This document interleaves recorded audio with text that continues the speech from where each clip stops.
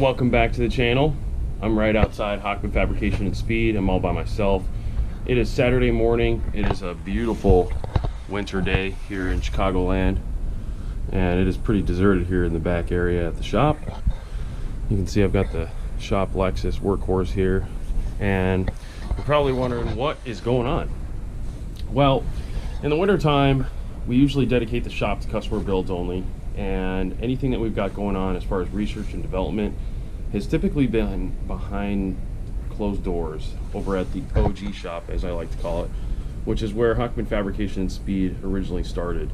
It's in comparison to this, it's a small shop. It's just a 3-car garage, and that's where everything goes down. I mean, the entire Black Zenith Evo was built in that garage, and now the R8 is there under development as well. So I figured, since we've been letting you guys in on everything that we're doing here in the shop, I may as well keep you guys in the loop on what's going on behind the scenes. So we're gonna hop into the shop Lexus here, take you on a little journey to what normally is a private, undisclosed location, and show you what's going on, because there's a lot of cool things going on over the winter time every year, and this year it's quite different because I'm usually overwhelmed with just one project, the Black Zenith Evo, and this year I now have an R8 next to it, which is also stripped apart and under research and development. So I'm focusing primarily on that car, mainly because it's a street car, and as soon as the summer comes up, springtime, and the weather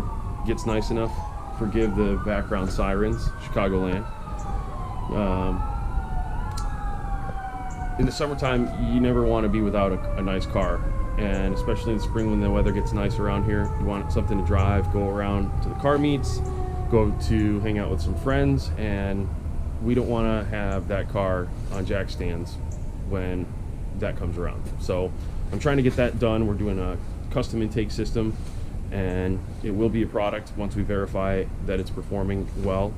And same thing for the exhaust system in that car. The current focus for it is primarily to develop NA parts this year, get it tuned, and then some seat time, and then next year we'll go ahead and do development on a twin turbo kit. So for now, I'm going to let you in on what I'm doing for the intake system and lead into what we're going to do for the exhaust. So join me in this episode where I let you in on what's normally a little bit secretive and show you guys what I'm doing behind the scenes. So let's go.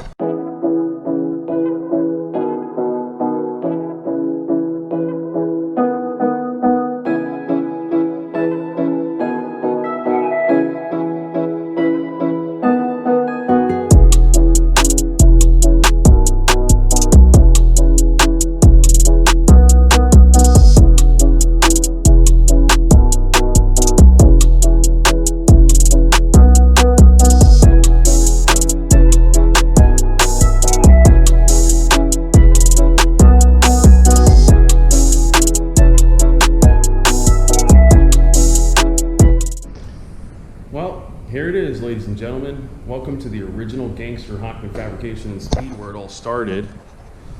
Yes, we've got the R8 here, along with the Black Zenith Evo tucked away, both under development for the winter time. I'll give you a quick little tour, and then we'll get into the projects. But yeah, this is the old assembly line. As you can see, I've got my benchtop grinder that I typically use just for setting up and grinding my tungstens. We've got our bandsaw here, which you probably recognize is the same style setup that I have at the shop. This one actually is broken. I need to replace it because the guides are not working. They're broken off. It's a casting on the inside, so it's not really something I can repair properly. I've tried, but it has failed again.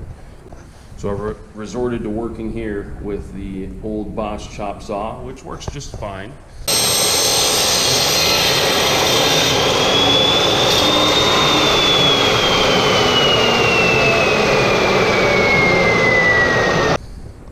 Of course, I've got my drill press and my bands and my belt sander.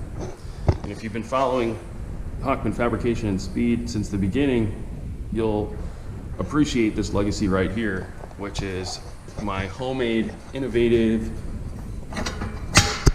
die for bending scatter shields. It's just basically a couple of angle irons that are welded in this position on the bottom, and then one that's facing the opposite direction with a couple of guides. And that's what I used in order to bend probably 30 or 40 scatter shields when I first started the business, until I realized I really needed a better die for both safety and also production needs, I should say. And then we've got our little welding table area. I'll tell you, it's pretty humbling seeing this little setup that I was starting out with and seeing where we are today. Here's the Black Zenith Evo, along with my little station of stuff. Everything that I do, I'm very meticulous about when it comes to labeling, so that when I'm pulling it apart, I can easily put it back together. We have the whole front end of the car off right now, and everything is lined up on the side here that I don't want to haul into the basement. My close friends always make fun of me because of how my basement is in the winter. It is full of Evo parts and now R8 parts, but we are now going full steam ahead on this project now that we've got the R8 for a street car.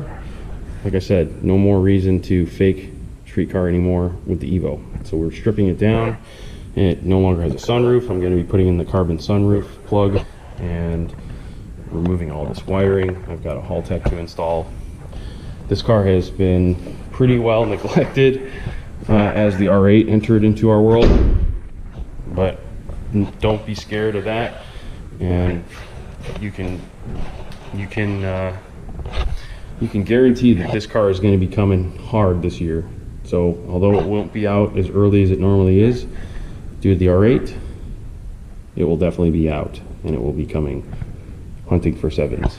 So I'll keep you guys posted on updates with this vehicle as well, but in the meantime, we're focusing on this, and let's talk about that. As you can see, I have disassembled the rear end of the car, which is what is necessary in order to access the exhaust system. And I've also removed the intake system as well. If you haven't seen this vehicle yet, or you're not familiar with it, I highly recommend you go back into our videos. I think there's even a playlist that I've dedicated to this now, where we pick up the vehicle and you can see it completely assembled. I mean, this thing is gorgeous. It has full carbon fiber accessories. The previous owner of the vehicle decked this thing out and went through it thoroughly and tastefully to improve upon it aesthetically. I won't speak any further on that because, like I said, there's another video that really showcases this vehicle. But in the meantime, we have removed the air intake box, which was a nice, pretty carbon fiber box, and the rear end of the vehicle along with the OEM exhaust system. Also, if you're interested in a Tubi style exhaust without valves for this first gen style R8, I have one for sale. Get in touch with me if you want one, because I'm trying to get rid of it. Obviously I want to develop my own, and it'll only be here until it's gone. So if you're interested in buying the used exhaust off this, which is still in great condition, please get in contact with me. You can email me at the shop, Hochman Fabrication and Speed at gmail.com. I'd be more than happy to coordinate getting that in your hands, and if you're local, we can even offer you professional installation. So with that being said, we are working on the new intake system, and it is going to be a cold air system which runs, as you can see, into the fender wells here. It will then, and I will show you more detail in a moment, and I have to get a light out here for a second. It is then going to run along this path right here above the fender liner so that it doesn't have any, interference with the wheel, of course. And then the filter is then going to tuck into the OEM inlet, which I have slightly modified accordingly in order to fit a nice large filter in there and make sure that the airflow that's going through this inlet on the side of the vehicle where the air comes in will only be able to enter this area by going through the air filter itself. So I want to talk a little bit about this intake system because, as I mentioned before, our business model is only to develop products that either don't exist or improve upon those that already do. If you're familiar with this application and a non-turbo or non-supercharged R8, you'll know that there's only one other company that is doing intake systems like this. Now, I do think that they do a great job overall, but there are some things that I want to improve upon. One in particular is the fact that they are using a slightly smaller filter than OEM filter. Now it does have an open top to it, which yes, does help with the airflow, but based on the size, it is restrictive, in my opinion and my experience, from what I can see, and based on the measurements that I've taken. So with that also being said, they try to keep things OEM as much as possible and not be intrusive in the sense that they don't modify the inlet as I showed you before. They don't do that, and they use a slightly smaller filter, which then is just barely tipped towards the opening, which means there's a lot of air that's getting past it. And you've also got to keep in mind there's turbulence with that air that's coming in to the wheel well, and you want to keep all that turbulence down because it's not intended to be there. That's why they have the intake track from the OEM design leading into the box, and I'll get to that in a minute. But I've modified the design of the OEM inlet, and let's face it, that's what we do. We're modifying the car. So in some instances, you are going to want to go ahead and have an application that does either require the customer or yourself, if you're going to do the install, to modify something OEM in order to maximize performance. So the reason I did that is so that I can stuff the bigger filter in there, which is slightly larger than OEM. It doesn't have an open top, but it's also being cupped from the side by that inlet. And like I said, I'm gonna assemble the mock-up here in a moment and talk about it in detail, but that's what I've done to help improve upon it. The only way that air is getting in is going through or into the filter, which means it's helping prevent any further turbulence inside of the wheel well. Now let's talk about turbulence in the OEM airbox. The OEM airbox sits right here, and it has two filters that are simply coming out straight with the mass airflow sensor housing into the box, and then it's enclosed with a nice cover that's carbon fiber and the plastic inlet that normally has a couple other pieces from what I showed you inside of here that all connect together in order to lead directly into the box. And it's fairly simple in that sense. I'll go ahead and put a picture of it all right here as I'm talking, because it's important for you to understand visually what I'm speaking towards. Now, as you can tell, the box itself has a lot of dirt and debris in it at the base of it. And when I pulled it out, dumped it out into the garbage can in front here, and you can only imagine the plume of dust that happened, okay? Now keep that in mind. Think about all the turbulence that comes in from a direct air flow stream at high speeds into a box area where your filters are, that's full of dust and debris that have collected over time. So if you don't clean that box out regularly, anytime you get that high turbulent airflow, anytime you drive, it's all just going to be spinning around and create that dust cloud. Yes, this is actually how AM's pipes came to me. Look at these things. I don't know why they did it this way. I'm sure there's a better way to do this, but anyway, certainly not something I would want to work with if I was going to end up doing a polish finish. So I'm going to have to figure something else out if people do end up wanting to purchase these in a polish finish. But where I'm at this point is I've got both of these pipes mocked up, and I've welded on a little extension onto each one of them, because like I said, there's only X amount of SKUs out there that are available for this diameter, and it needs to be long enough to get inside of here. So I've got my mass airflow sensor, my PCV connection here, and now I want to make sure that the pipe is long enough so that the coupler connection doesn't show once we've got all of our engine covers on, our carbon covers. I want to make sure that the coupler is hidden, and more importantly, easily accessible to the end user. So I've prepped this piece right here, this straight piece to weld on, and we will get that welded in place, and then I can make the connection nicely with the other pipe that I have sitting here, which is also partially mocked up. So that's where I'm at this point, and I'm going to show you guys how this thing comes together and the way that I've intended it to be designed. Inside the box, which means your filters themselves are not getting any clean air at all. So that's the philosophy, and I agree with this design from the other company as well, to get it out of the engine bay area and get it to a fresh, direct line of airflow. And that gives you the max air ram effect, it gives you the max amount of airflow, and also the most dense charge of air for the combustion mixture, which, as you know, translates into most power and efficiency with a proper tune, of course.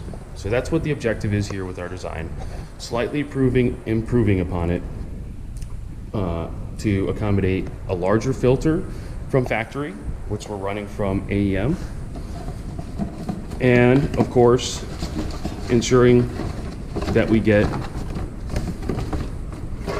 the most clean and direct airstream without having any excess turbulence created inside of the wheel well. So that's ultimately what the design is that we're working on. As you can see, I've already welded on a MAF sensor housing. I know that was a lot of words, but I want to be very descriptive and give you guys as much information and insight as I can so that you can understand what we're doing. I know there are some of you that may have one of these vehicles at home and potentially interested in purchasing one of these in the future. So based on the performance, if things go well, I am planning on building jigs for these, and you'll be able to purchase them on your own. Now, with this airbox out of the way, you can see all this excess stuff that's not exactly aesthetically pleasing. So I am going to be creating a carbon fiber plate that will cover it nicely and have our logo, our plate logo that you've seen on our products, riveted in the center, just to give it a nice finishing touch. As I mentioned before, this entire vehicle has a very nice carbon fiber trim, so it will accommodate everything nicely, and most of the R8s that I've seen from the first gens have that as an option, and even if it's not an option, it's a nice aesthetically pleasing add-on for just the standard black and gray features that would be there anyway. Now let's talk about the finish on these pipes. Normally, you guys know that I do polishing finish, typically a polished finish on my own vehicles, but in this case, based on the color tones, that's not going to be a tasteful option. So we will be powder coating it, probably something similar to the OEM wheels that I have for the Evo, which is a nice tone that goes well with carbon fiber. It's like a metallic gray, so to speak. And it's lucky that I've decided to do that, because I'll tell you, the diameter tubing that we're using here is 3 1/4 in order to accommodate the MAF housing size that you need. It is very hard to source this stuff, and even more importantly, at a reasonable price. We were able to get it from our friends over at Vibrant Performance, but they only offer one SKU, one part for it, which is a 90-degree bend. And then other than that, they don't offer anything in that diameter. So luckily our friends over at AEM do offer it in that diameter for a 45-degree bend, which we did need.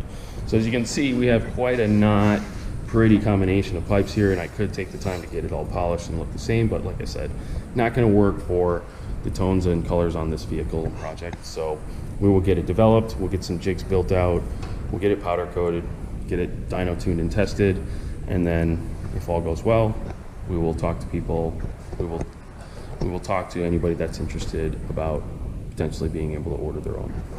So with that being said, another question is probably in your head: are you going to baseline this car?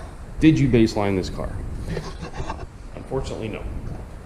We were not able to get the vehicle on a dyno before the winter hit. As you know, we picked it up in the fall, or really in the winter. It is a 2012 first gen.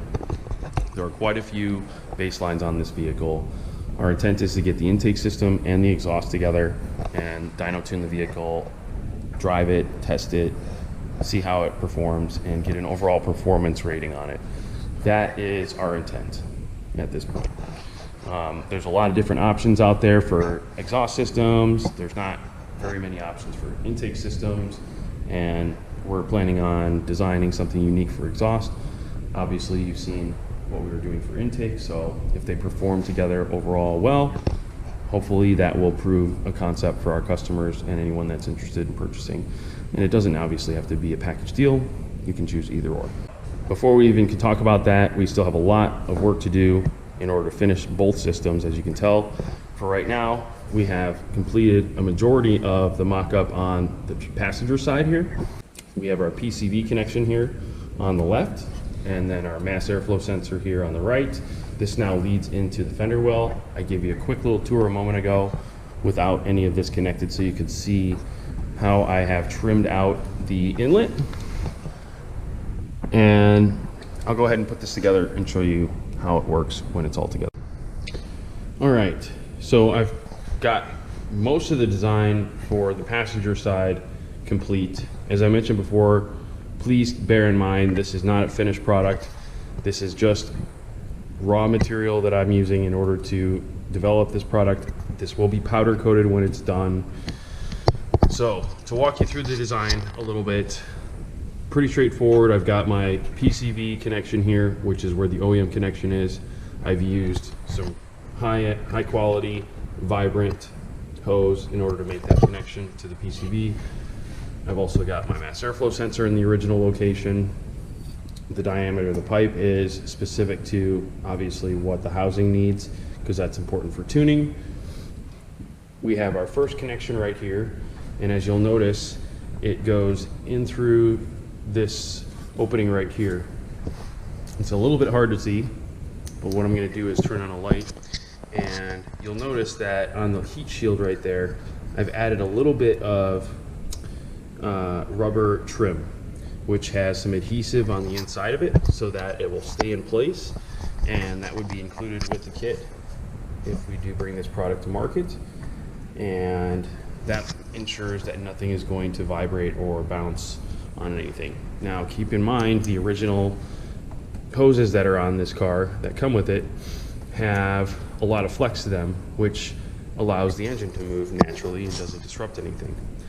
We have plenty of flexibility, and it's going to be able to move without having any sort of issues, so I'm not concerned about that. Then if we come under here, you'll see where the transition is, and bear in mind again, I've kept the design with the end user in mind, where the couplers and the connections for the T-bolt clamps are going to be easily accessible. So I've located the coupler in a place that's going to make it easy to access both clamps from this side, as well as up on the top area here as well. Now again, this car does not currently have any of its engine trim on, and when it does, there's a whole big panel right here that's going to come across and disguise most of this over here. So you're really only going to see this 90-degree transition on the top end. So once I'm back under here, you'll see how high and tight I keep everything, and that's in order to make sure that we are cleared of the wheel well, which I'll install here momentarily to kind of prove concept. But I've added a little bolt right here in a bracket, which is really the best place for it, and that's where the filter is. Now you can see how nice and tight the connections are on everything, and the design itself. I mean, the filter itself is just sitting behind this OEM panel that's over by the oil cooler here, and I can go ahead and take that off quickly. So if I go ahead and just pull off this little cover on the cooler here,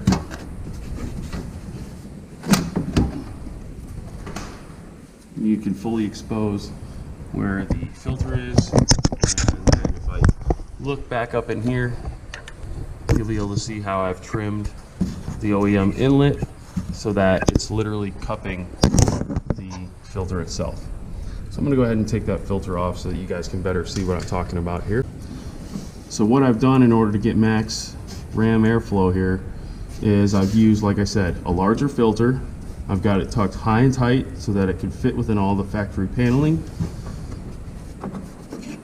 And then if I remove the filter, you can see how I've trimmed the inlet so that it's got a much much larger open face. Before, it had a section that was cupping it right here and it made it much smaller. Now I've opened the face of it up a lot larger, and with this filter turned downward, it's literally cupping the filter. As you can see, I'll pull it off again. No air is going in this area of the fender well without going through that filter. So that's how I've designed it. That's the best way that I can try and demonstrate what I mean by having it cup the filter, because it's wrapped around the side of the filter and no air is going to get inside of here without going through the filter itself. So that's the design. I'm going to go ahead and put on the panels again and show you how it does have clearance for the wheel well and the fender liner, and won't have any clearance issues whatsoever.